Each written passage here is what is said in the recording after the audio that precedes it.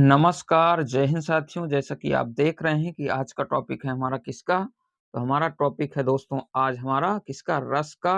तो रस का हम अर्थ जानेंगे, इसकी परिभाषा जानेंगे, इसके प्रकार जानेंगे और उदाहरण भी जानेंगे। ये सारी चीज़ें हम एकदम ट्रिक के माध्यम से भी समझेंगे और बिल्कुल आसान सी भाषा के साथ समझेंगे। तो दोस्तों इस क्लास के अंत तक बने रहिएगा और देखिएगा कि हमने इसको कितने बेहतर तरीके से आपके लिए तैयार किया है। तो आप इस क्लास को पूरी देखिएगा और अपने एग्ज़ाम्स में जितने भी क्वेश्चन आपके रस से बने उनको तोड़ करके आइएगा, उनको हल करके आइएगा। तो चलिए शुरुआत करते हैं इस चीज़ की, क्योंकि समय बहुत अमूल्यवान होता है और हमें बिना मतलब समय गँवाना नहीं चाहिए। तो चलिए शुरुआत करते हैं। तो रस का अर्थ क्या होता है? तो रस का दोस्तों अर्थ होता है, क्या होता है? आनंद होता है। तो यदि आपसे कोई पूछ ले कि रस का क्या अर्थ होता है, तो आप बताएँगे रस का अर्थ होता है आनंद। अब चलते हैं अगला नेक्स्ट स्लाइड में देखते हैं कि रस का क्या मतलब होता है, रस का क्या अर्थ होता है और इसकी परिभाषा क्या है।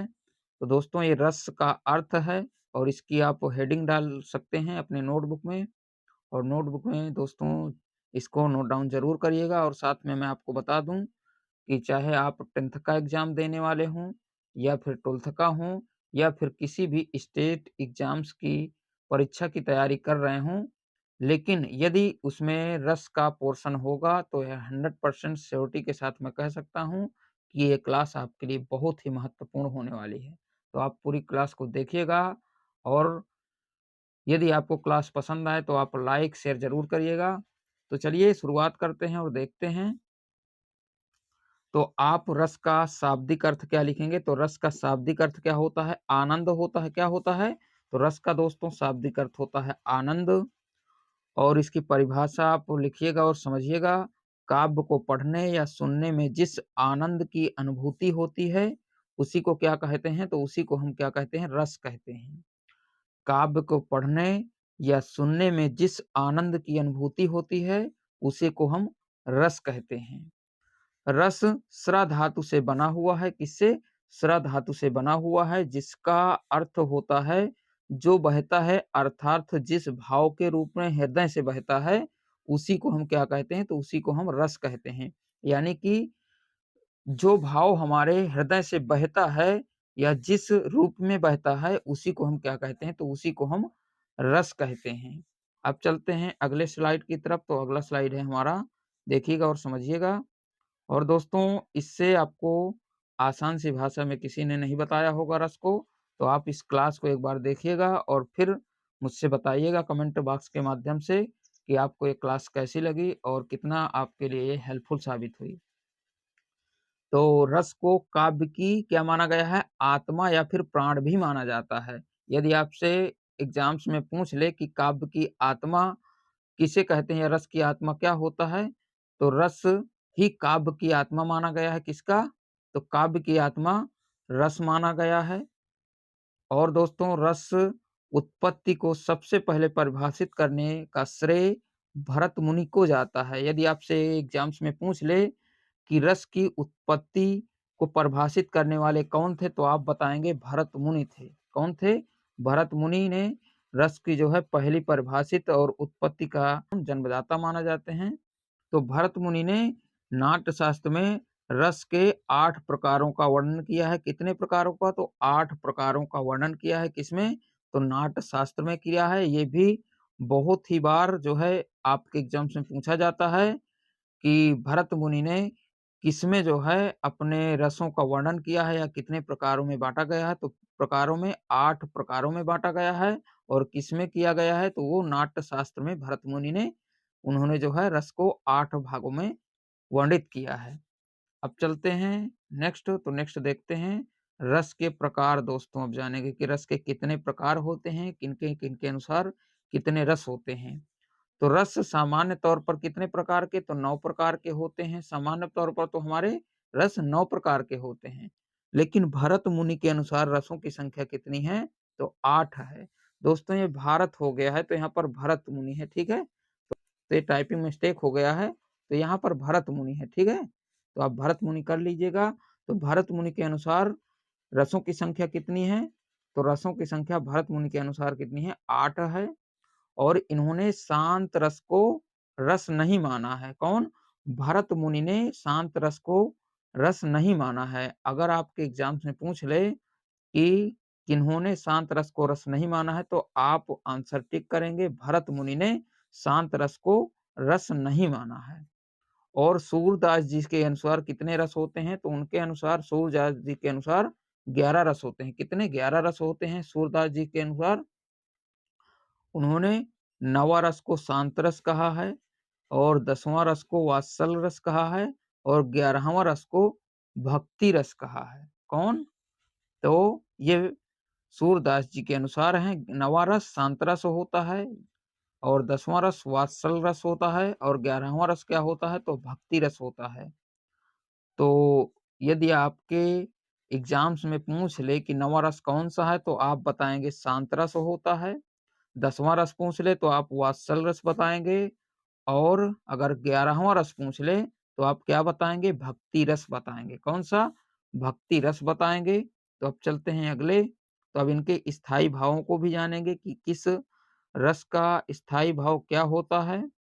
तो आप एक तरफ जो है रस डालिएगा, और दूसरी तरफ क्या डालेंगे? स्थायी भाव डालेंगे, और इनको समझेंगे एक-एक करके। तो हम देखते हैं कि श्रृंगार रस का जो है स्थायी भाव क्या होता है? तो ये होता है रति होता है। क्या? रति होता है। और हास्य रस का क्या होता है स्थायी भाव? तो हास्य होता है। क्या होता है? हास्य होता है। करुण रस का स्थायी भाव क्या होता है? तो शोक रस होता है। दोस्तों, ये रसों के स्थायी भाव जरूर पूछता है आपके एग्जाम्स में, तो आप इनको ध्यान से देखिएगा और समझिएगा कि श्रृंगार रस का क्या होता है? तो रति होता है। हास्य रस का हास्य होता है। करुण रस का शोक होता है। वीर रस का उत्साह होता है। अद्भुत रस का आश्चर्य या विस्मय होता है। क्या होता है? आश्चर्य या विस्मय होता है। भयानक रस का क्या होता है? भय होता है। और रौद्र रस का क्या होता है? तो क्रोध होता है। तो रौद्र रस का अगर आपसे पूछ ले एग्जाम्स में कि रौद्र रस का स्थायी भाव क्या होता है, तो आप बताएंगे क्रोध होता है। और विभत्स रस का क्या होता है? तो जुगुप्सा होता है। तो विभत्स रस का स्थायी भाव होता है जुगुप्सा। और शांत रस का होता है निर्वेद या निर्वृत्ति। क्या होता है? तो शांत रस का स्थायी भाव होता है निर्वेद या निर्वृत्ति होता है। वात्सल रस का स्थायी भाव क्या होता है? तो रति होता है। क्या होता है? तो वात्सल रस का स्थायी भाव रति होता है।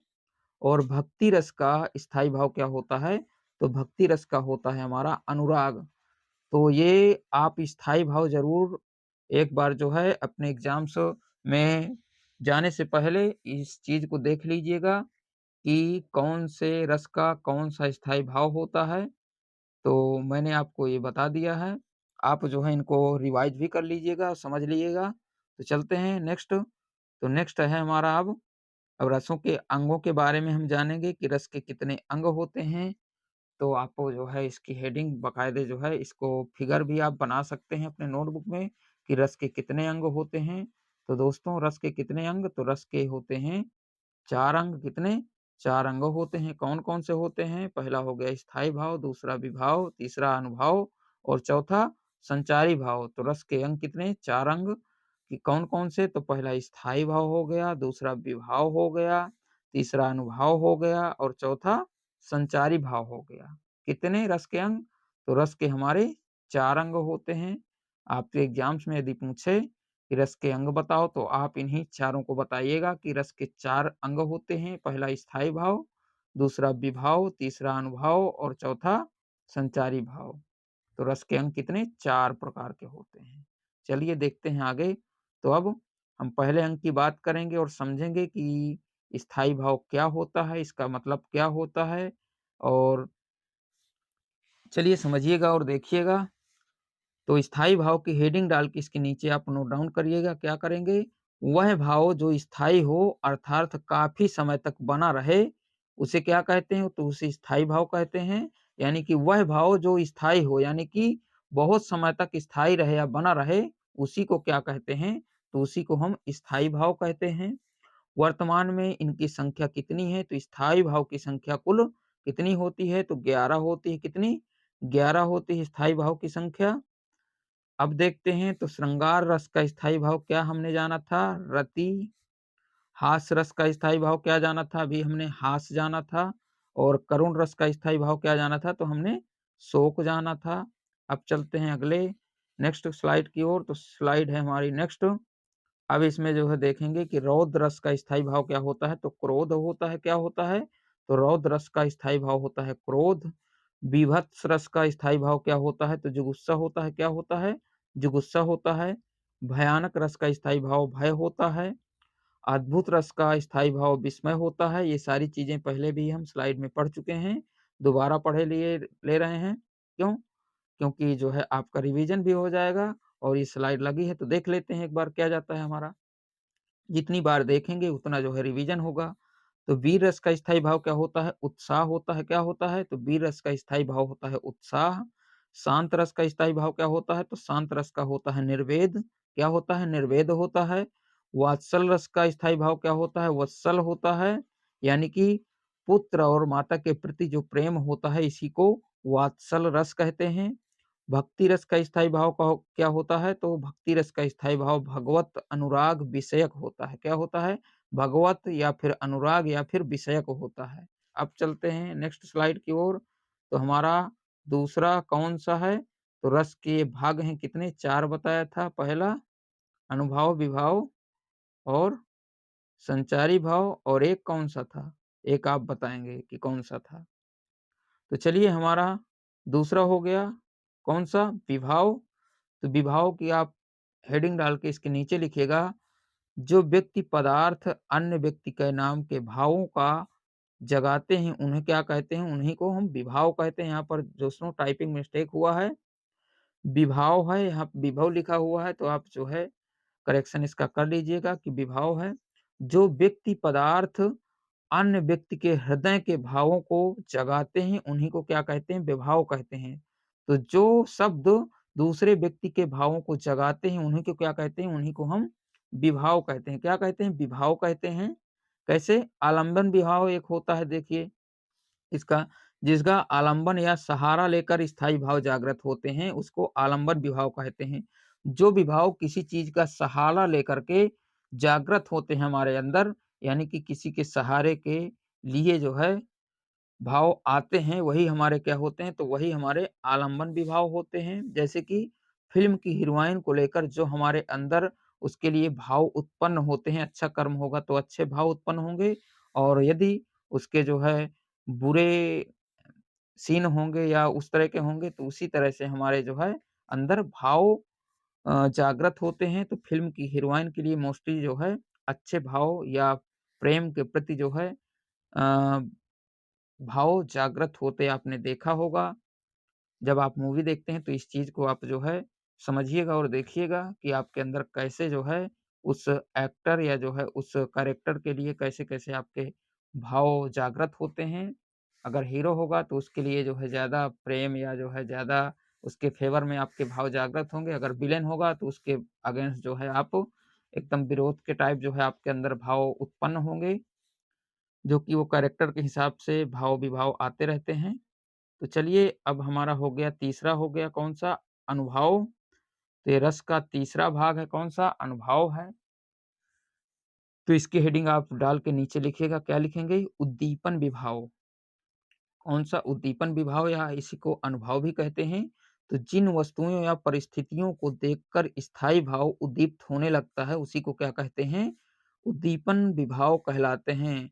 जिन वस्तुओं या परिस्थितियों को देखकर स्थायी भाव उद्दीप्त होते हैं, यानी कि जैसे कोई वस्तु आप देखें या कोई स्थिति खराब देखें या अच्छी देखें, उसी को देख कर के जो आपके अंदर भाव उद्दीप्त होने लगते हैं या जो है जो भाव आपके अंदर जागृत होते हैं वही क्या होते हैं? तो वही उद्दीपन विभाव होते हैं। ठीक है? तो जिन वस्तुओं या परिस्थितियों, जैसे परिस्थिति होगी, जैसे स्थिति होगी, उसको देख कर के जो आपके अंदर भाव उद्दीप्त होते हैं, उन्हीं को हम क्या कहते हैं? उद्दीपन विभाव कहते हैं। जैसे प्रकृति, सुहावना वातावरण, चांदनी रात, कोकिल, कुंजन, एकांत स्थल, उद्यान। अब जैसे आप प्रकृति की कुछ चीज़ें देखने गए तो आपके अंदर वॉव! सुहावनी चीज़ देखी, वॉव! कितना अच्छा है। वातावरण को देख कर के भी आप जो है कहते हैं वॉव! कितना जो है आज अच्छा वातावरण है, जो है कितना अच्छा मौसम है। चांदनी रात रात को देख करके, जब आप रात में चांदनी रात देखते हैं, बढ़िया जो है उजाला हो और बिल्कुल ठंडा मौसम हो, तो देखते हैं कि वाह! कितना अच्छा लग रहा है। तो यही जो उद्दीपन विभाव आपके अंदर जागृत होते हैं, यही क्या होते हैं, अनुभव या उद्दीपन विभाव होते हैं। इसी तरह एकांत स्थल जब जाते हैं तो बिल्कुल शांत, वहाँ पर क्या होता है, बिल्कुल शांति रहती है। उद्यान में जाते हैं तो बहुत सारे जो है पशु-पक्षी आप देखते हैं या जो है पेड़-पौधे देखते हैं, तो उनको देख कर के भी जो है आपके अंदर जैसे-जैसे भाव उद्दीप्त होते हैं, वही जो है वो हमारे उद्दीपन विभाव होते हैं। अब चलते हैं नेक्स्ट, कौन-सा है अगला? तो अगला है हमारा संचारी भाव, कौन-सा? संचारी भाव। तो ये हमारा हो गया कौन-सा? चौथा रस का भाग है, कौन-सा? चौथा भाग है। तो इसके आप हेडिंग डाल के इसके नीचे लिखिएगा, भाव ज़्यादा देर तक ना हों अर्थात क्षणिक हों, वही संचारी भाव कहलाते हैं। यानी कि जो भाव देर तक ना हों, यानी कि तुरंत आए और चले गए, आए चले गए, जैसी स्थिति देखी वैसे आए, कुछ देर बाद अच्छी स्थिति देखी तो वो चले गए, दूसरे भाव आ गए, यही हमारे संचारी भाव होते हैं। यानी कि संचारी भाव बिल्कुल क्षणिक होते हैं, थोड़ी देर के लिए आते हैं फिर गोल हो जाते हैं, यही होते हैं हमारी संचारी भाव। यदि आपसे एग्ज़ाम्स में संचारी भाव की संख्या पूछ ले तो आप कितनी बताएँगे? आप बताएँगे 33। कितनी होती है? तो 33 होती है, संचारी भावों की संख्या मानी गई है। कौन-कौन से? तो जैसे कि आप देख लेते हैं, हर्ष हो गया, चिंता हो गया, गर्व हो गया, शंका हो गई, निर्वेद हो गया, मोक्ष हो गए, रोग हो गए। इसी तरह जो है 33 संचारी भाव माने गए हैं। तो ये संचारी भाव आपसे नहीं पूछेगा एग्ज़ाम्स में, पूछेगा तो इनकी संख्या पूछेगा कितनी होती है, तो संचारी भाव की संख्या हमारी 3300 होती है। कितनी? 3300 होती है। और संचारी भाव भी पूछ सकता है कि संचारी भाव किसे कहते हैं, तो आप लिखेंगे जो भाव देर तक ना हो अर्थात जो क्षणिक हो, यानी कि मात्र एक क्षण के लिए जो भाव हमारे अंदर किसी चीज़ को देख कर के या किसी को देख कर के आते हैं, वही हमारे संचारी भाव होते हैं। ठीक है? तो आप चलते हैं नेक्स्ट, तो उदाहरण देखते हैं और देखते हैं कि कैसे आपके एग्ज़ाम्स में प्रश्न बनते हैं और कैसे आपका जो है कहाँ से आप समझ सकते हैं कि यहाँ पर कौन-सा रस होगा। ठीक है? हाँ, तो अब ये जो है एग्ज़ाम्पल्स हैं, दुःख ही जीवन की कथा रही, क्या कहूँ जो आज नहीं कहीं। अब दुःख की बात हो रही है, यानी कि हम क्या आंसर टिक करेंगे, करुण रस। जब भी आपको दुःख की बात हो या जो है आँसू आने की बात हो या किसी के जो है एक तरह से मरने की बात हो, जहाँ पर दुःख का अनुभव होता है वहीं पर हमारा कौन-सा? तो वहाँ पर हमारा होगा करुण रस होगा। कौन-सा? करुण रस होगा। अब जैसे दूसरा हो गया हमारा एग्ज़ाम्पल्स, वीरों का कैसा हो वसंत। अब वीरों की बात हुई है तो आप समझ सकते हैं कि हमारा वीर रस होगा। कौन-सा? वीर रस होगा। तो जब भी आप कोई दुःख की बात या आँसू की बात देखेंगे, तो वहाँ पर आप करुण रस में टिक करेंगे और यदि आप वीरता की बात या जो है एक तरह से महान काम की बात करेंगे तो वहाँ पर वीर रस होगा। राम जपु राम जपु राम जपु आओरे। अब देखिए इसमें जो है राम के जपने की बात हो रही है, तो यहाँ पर भक्ति की बात ऑटोमैटिक आ जाएगी कि यहाँ पर भक्ति रस की बात हो रही है। इसी तरह इन दाँतों पर मोती वारों, यानी कि ये कितने जो है दूध के दाँत होते हैं, मोती के जैसे होते हैं, ये माता और बालक के प्रति प्रेम की बात हो रही है। तो जब भी किसी बच्चे के जो दूध के दाँत होते हैं, वो मोती के समान होते हैं। यहाँ पर छोटे बालक के जो है वात्सल की बात हो रही है, जो कि आप भी जानते हैं कि छोटे बच्चे से आप कितना प्रेम करते हैं, हर चीज़ को लेकर के जो है आप उसको जो है कितने अच्छे से देखते हैं और कहते हैं कि कितना अच्छा है ये। तो ये सारी चीज़ें आती हैं। अब जो है देखते हैं आ गया हमारा श्रृंगार रस, कौन-सा? श्रृंगार रस आ गया दोस्तों। तो श्रृंगार रस का क्या होता है? तो इसका जो है स्थायी भाव क्या होता है? रति होता है और या फिर प्रेम भी आप मान सकते हैं, श्रृंगार रस है। अब जैसे इसका एग्ज़ाम्पल्स है, मेरे तो गिरधर गोपाल दूसरो ना कोई, जाके सिर मोर मुकुट मेरा पति सोई। अब इसमें जो है किसकी बात की गई है? तो इसमें प्रेम की बात की गई है। इसका जो है स्थायी भाव होता है, रति होता है। ठीक है? तो इसमें जो है मेरे तो गिरधर गोपाल दूसरो ना कोई, जाके सिरमौर मुकुट मेरा पति होई। अब वो जो है राधा जी के बारे में बात हो रही है कि मेरे जो है गिरधर गोपाल हैं और जिसके सिर पे मुकुट होगा वही मेरा पति होगा। ये बात को दर्शा रहा है यहाँ पर के। ठीक है, तो यहाँ पर प्रेम की बात हो रही है, रति की बात हो रही है, इसलिए हमारा कौन-सा? तो हमारा श्रृंगार रस होगा। अब दूसरा है एक जंगल है तेरी आँखों में, मैं जहाँ राह भूल जाता हूँ। अब ये भी एक जंगल है तेरी आँखों में, अब मैं जहाँ राह भूल जाता हूँ। अब राह भूलने की बात है और जो है आँखों की बात है, तो यहाँ पर जो है, यहाँ पर भी प्रेम की बात होगी, रति की बात होगी, यानी कि हमारा श्रृंगार रस होगा। कौन-सा? श्रृंगार रस होगा। अब चलते हैं नेक्स्ट, तो नेक्स्ट है हमारा दूसरा वीर रस। कौन-सा? वीर रस होगा दोस्तों। अब वीर रस देखेंगे, इसमें हमेशा वीरता की बात होगी। किसकी वीरता की बात होगी? और इसका जो है स्थायी भाव क्या होता है? तो उत्साह होता है। कौन-सा? उत्साह होता है। तो अब इसमें जो है वीरता की बात देखेंगे, जैसे कि खूब लड़ी मर्दानी वो तो झांसी वाली रानी थी। अब इसमें वीरता की बात, लड़ने की बात हो रही है और खूब लड़ने की बात हो रही है, तो उसकी किसकी बात हो रही है? झांसी की रानी की बात हो रही है, यानी कि हमारा वीर रस होगा। कौन-सा? वीर रस होगा। दूसरा है यमराज से भी युद्ध में प्रस्तुत सदा मानो मुझे, मामा तथा निज तात से भी युद्ध में डरता नहीं। अब मामा हो या निज हमारा तात माने भाई हो, मैं युद्ध में किसी से नहीं डरता। कौन है? यमराज से भी युद्ध हो जाए, यानी कि चाहे जिससे युद्ध हो जाए, हमेशा मैं वीर पुरुष ये होता है कि चाहे यमराज से हो जाए, भाई से हो जाए, मामा से हो जाए, लेकिन वो क्या है? वो हमेशा प्रस्तुत रहेगा युद्ध के लिए। यहाँ पर भी वीरता की बात हुई है। कैसे हुई है? जैसे यमराज से भी युद्ध में प्रस्तुत सदा मानो मुझे, मामा निज तात से भी युद्ध में डरता नहीं।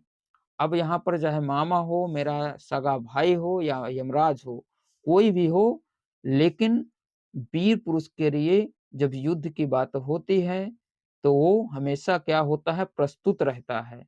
वीर पुरुष का यही जो है गहना होता है। तो इसलिए हमारा कौन-सा रस? तो रस होगा हमारा वीर रस होगा। कौन-सा? वीर रस होगा। अब चलते हैं नेक्स्ट, तो नेक्स्ट है हमारा करुण रस। कौन-सा? करुण रस होगा। इसका करुण रस का अर्थ क्या होता है? तो दुःख। करुण में हमेशा दुःख की बात की जाएगी। किसकी? दुःख की बात की जाएगी। और इसका स्थायी भाव क्या होता है? तो शोक होता है। क्या होता है? शोक होता है। अब इसका एग्जाम्पल्स कैसे होता है देखते हैं। जिस बच्ची ने कुछ नहीं पाया था, क्रूर हाथी ने अभी उसे रुलाया था। अब देखिए, इसमें रोने की बात हो गई ना, तो आप आँख मूंद कर लगा दीजिए करुण रस। इसमें दुःख की बात है। जिस बच्ची ने कुछ नहीं पाया था, यानी कि जिस बच्ची को कुछ भी नहीं मिला था, उसी को जो है क्रूर हाथी ने, यानी कि गुस्सैल हाथी ने रुलाया भी वही उसी को था। तो रोने की बात हो रही है, तो यहाँ पर करुण रस होगा। अब दूसरा एग्जाम्पल्स है, आए मेरे वतन के लोगों जरा आँख में भर लो पानी। यहाँ पर आँख में भरने की पानी की बारी आ गई, तो आप आँख मूंद कर टिक लगाएंगे। किसमें? करुण रस में। जो शहीद हुए हैं उनकी जरा याद करो कुर्बानी। ये दोनों जो है एक ही है। आए मेरे वतन के लोगों जरा आँख में भर लो पानी, जो शहीद हुए हैं उनकी जरा याद करो कुर्बानी। यहाँ पर कुर्बानी की बात हो रही है, दुःख की बात हो रही है कि उन जो है लोगों को याद करिए जिन्होंने जो है हमारे देश की लड़ाई लड़ी और खुद की जो है जान बाजी लगा करके कुर्बान कर दिया और हमारे देश को आज़ाद करके चले गए। उनको भी ज़रा याद कर लिया करो। तो यहाँ पर करुण रस की बात हो रही है, तो हमारा कौन-सा रस? तो रस होगा हमारा करुण रस होगा। अब चलते हैं नेक्स्ट, तो नेक्स्ट है हमारा हास्य रस। कौन-सा? हास्य रस होगा। तो इसकी आप हेडिंग डाल के इसके नीचे लिखेंगे, क्या लिखेंगे? हास्य जो है जहाँ पर कोई व्यंग्यात्मक बात होगी, यानी कि हँसने की बात होगी। और इसका स्थायी भाव क्या होता है? तो हास्य होता है। क्या होता है? स्थायी भाव हास्य होता है हास्य रस का। जैसे कैसे होता है? तो जैसे देखते हैं, हाथी जैसी देह, गैंडे जैसी खाल, तरबूजे जैसी खोपड़ी, खरबूजे जैसे बाल। अब इसमें हँसने की बात है कि हाथी जैसी तुम्हारी शरीर है, लेकिन गैंडे की जैसी खाल है, यानी कि कोई मतलब की नहीं है। और तरबूजे जैसी खोपड़ी है और खरबूजे जैसे गाल हैं।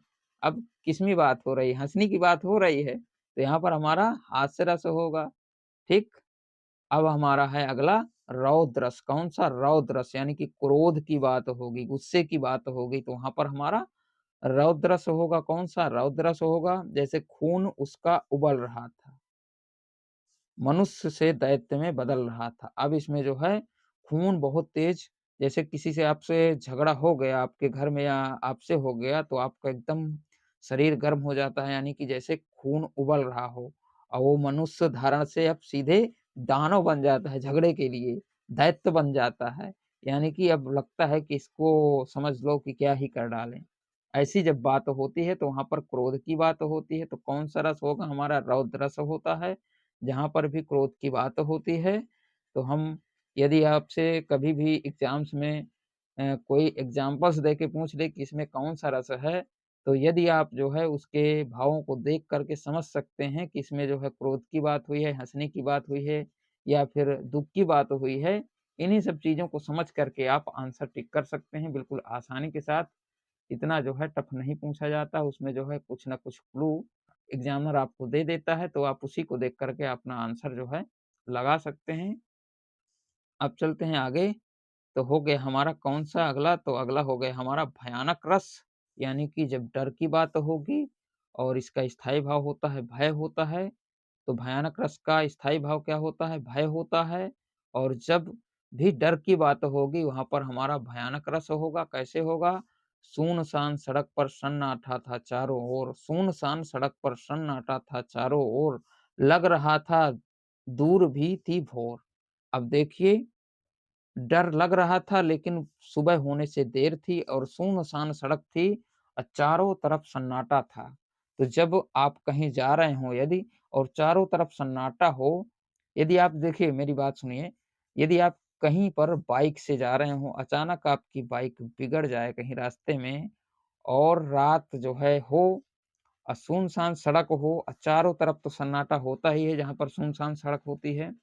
तो आपको कुछ न कुछ तो डर लगेगा ही और सुबह होने की लेट थी यानी कि लगभग 12 बज रहा था, 1 बज रहा था। सुबह होने में भी 4 घंटे बाकी थे, 5 घंटे बाकी थे, तो आपको डर तो लगेगा ही ना। जब भी डर की बात होगी हमारा कौन-सा रस? भयानक रस, ठीक? हुँ। अब अगला कौन-सा है? तो बीभत्स रस है। कौन-सा? बीभत्स रस है। इसमें जो है जब भी घृणा की बात होगी और इसका जो है स्थायी भाव होता है जुगुप्सा होता है। क्या होता है? तो जुगुप्सा होता है। जब भी आपसे कोई घृणा की बात होगी, जब भी आप घृणा की कहीं भी एग्ज़ाम्पल्स में बात देखेंगे, आप बीभत्स रस में टिक आंसर करेंगे, ठीक है? कैसे करेंगे? जैसे कि गिद्ध और चील मंडरा रहे थे और चूहे को तड़पा रहे थे। यहाँ पे दोस्तों तड़पा लिखा है, यहाँ पर ड बना लीजिएगा, तड़पा है। तो गिद्ध और चील जब भी आप गिद्ध और चील को मँडराते देखेंगे तो आपका जो है मन घृणा से भर जाएगा कि कहीं न कहीं कुछ पड़ा हुआ है, तभी तो ये जो है चील और गिद्ध मँडरा रहे हैं। और चूहे को देखो कैसे नोच-नोच को तड़पा रहे थे, यहाँ पर चूहे को तड़पाने की बात हो रही है, उसके नोच रहे थे और गिद्ध और चील हालाँकि अब जो है गिद्ध और चील आपको देखने को ही नहीं मिलेंगे क्योंकि इतना ज़्यादा जो है पॉल्यूशन हो गया है, इतना ज़्यादा जो है अ, हमारे एक तरह से इतना जो है जो भी डेवलपमेंट हो रहा है तो कहीं न कहीं जो है ये हमारे पंछियों को नुकसानदायक तो कर ही रहे हैं। क्यों? क्योंकि ये जो अभी हम क्लास भी देख रहे हैं तो इसमें जो है अल्ट्रा वायलेट किरणें और साथ में बहुत सारे ऐसे चीज़ें होती हैं जो छोटे-छोटे जीवों को बहुत नुकसानदायक होती हैं। हालाँकि हमें भी होती हैं लेकिन अब क्या ही करें? जब डिजिटल इंडिया और पूरा देश डिजिटल हो रहा है, तो कुछ न कुछ चीज़ें तो प्रभावित होंगी ही। तो इसमें जो है सोचने की बात तो है ही, लेकिन अब कर ही क्या सकते हैं? क्योंकि ये सारी चीज़ें अब इंसान के जीवन से जुड़ती जा रही हैं धीरे-धीरे करके। तो वहाँ पर हमारा कौन-सा रस? तो हमारा रस होगा बीभत्स रस, जहाँ पर भी घृणा की बात होगी। अब चलते हैं नेक्स्ट, तो नेक्स्ट है हमारा कौन-सा? तो नेक्स्ट आ गया हमारा दोस्तों अद्भुत रस। कौन-सा अद्भुत रस है? जिसमें आश्चर्य की बात होगी और इसका स्थायी भाव होता है विस्मय होता है। क्या होता है? तो स्थायी भाव होता है विस्मय होता है।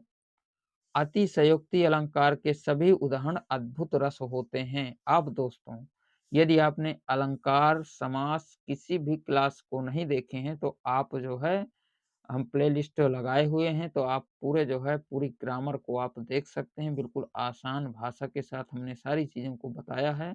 आपका कोई भी एग्ज़ाम्स हो उन सभी के लिए बहुत ही महत्वपूर्ण हमारे हिंदी व्याकरण की क्लास है, तो आप जा कर के उसमें देख सकते हैं।